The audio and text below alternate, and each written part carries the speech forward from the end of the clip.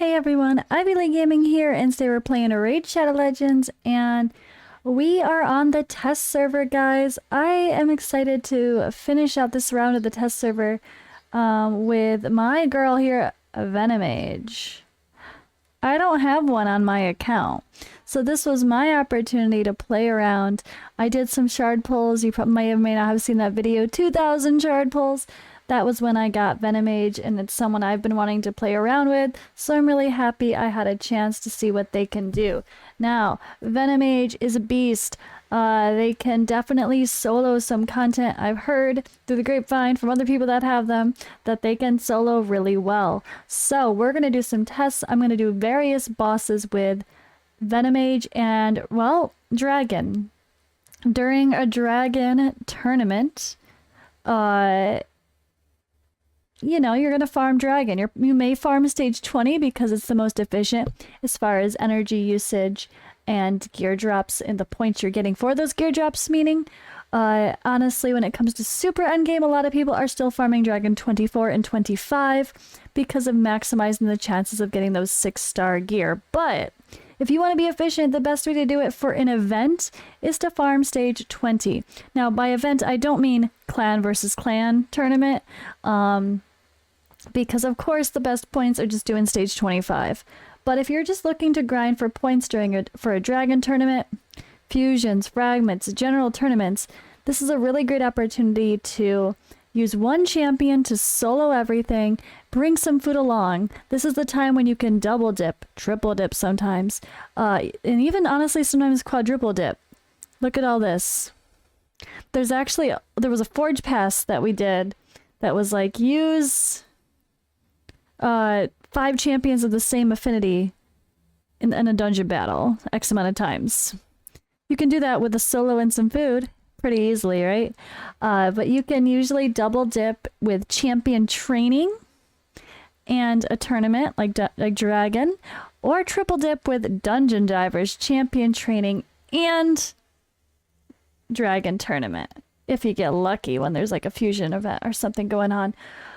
Well, the timing's just right, so let's get to it. The first test I'm doing with VENOMAGE, and for sake of this video, we are going to do a Dragon. So I'm going to test my VENOMAGE here with stage 20. We're going to see how this run is, and we might try to go up and do the next spirit affinity and see if we can handle it. I'm not quite sure, but it'll be a nice test.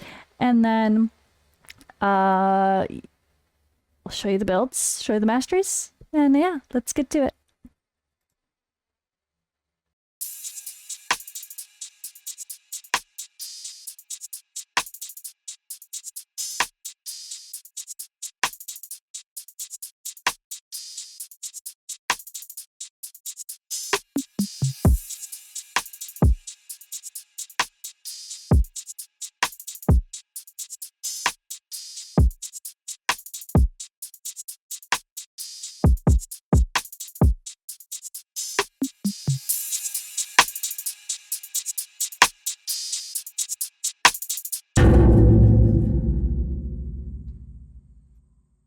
We actually failed, guys. So as you saw there, we failed. So what I did was I beefed up my stats a little bit more. That definitely tells me that with typical regen immortal, I don't think unless you, I mean, depending on the stats you sacrifice, I don't think you can actually do anything higher than stage 20. So let's give this a shot here, though, and see what happens. I think we're going to be in better shape now. I really hope so. I increased my HP and lowered the defense a little bit. I'm hoping I didn't lower the defense too much.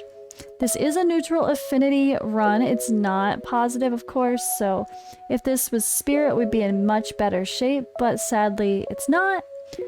But I don't know that she can handle the higher levels of Dragon solo. So I think I just want to try out here and see what happens. We gotta be full auto, we gotta be hands off. This is a little bit scary, you see this, guys? I think she might do well with a blood shield ring, honestly. I almost put a blood shield on her. Almost.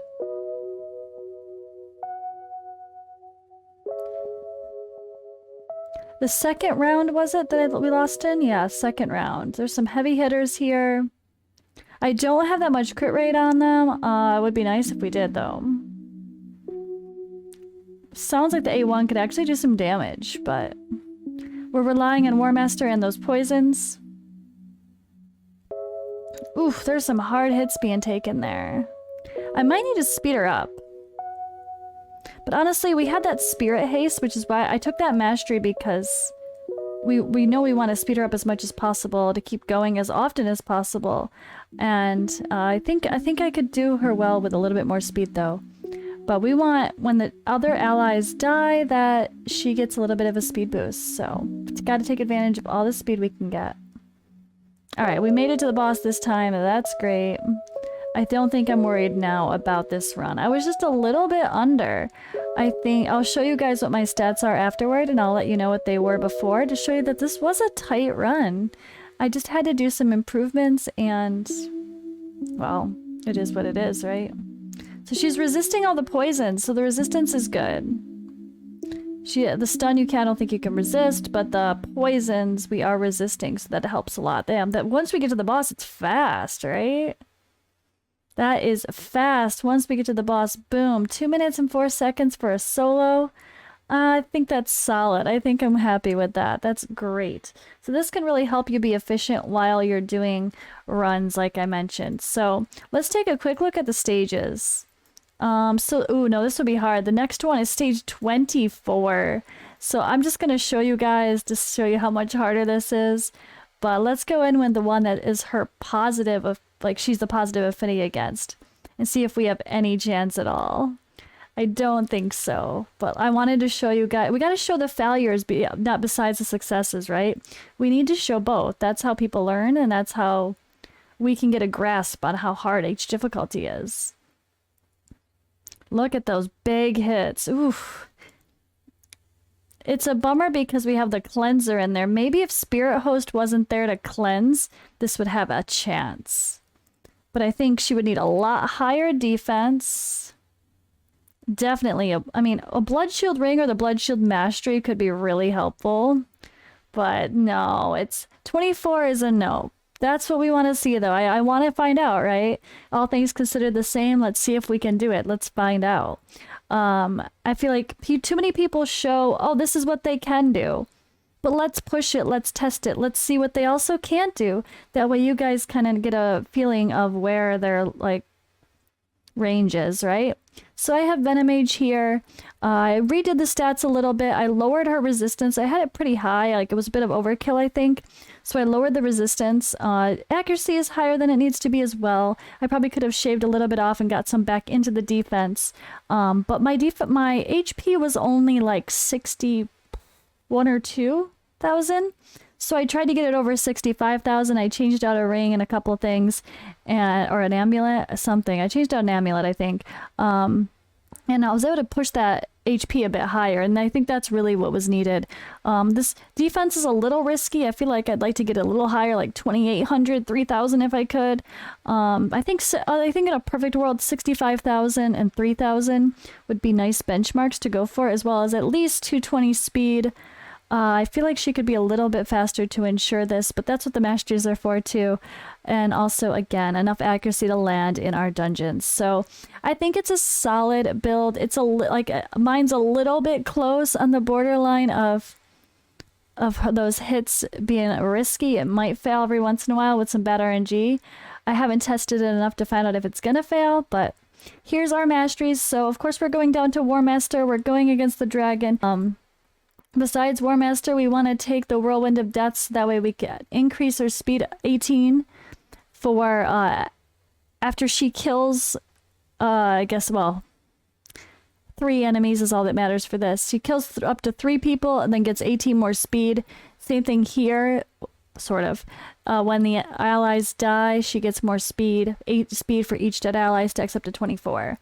So that's really helpful. Also, the chance to decrease cooldown skills is helpful. I think if I can get some refresh accessories on her, that would be fun as well.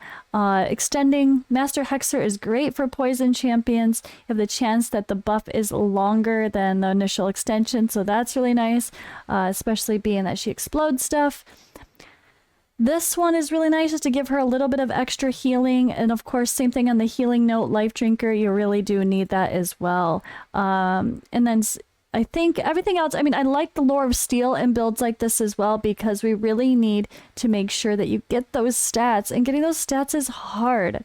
I think I would probably glyph a couple more speed personally and see. Although I guess I don't need to. We're going to see how it runs in some other stuff, but I'd feel a little bit more comfortable if I can get more speed and maybe a tiny bit more defense on her. But we're going to test her out in some other content. But for now, I'm going to leave it at that with the dragon runs. Hope you guys enjoyed seeing another champion that can solo a dragon 20. It's nice to see the solo builds, especially with even just 20. I mean, sure, you want to farm higher, okay. But when it comes down to it, if you're doing something where you're trying to be super efficient, where you're soloing plus adding in champions for champion training, you're also probably pretty conscious of your energy consumption versus the point and gear you're getting out of it.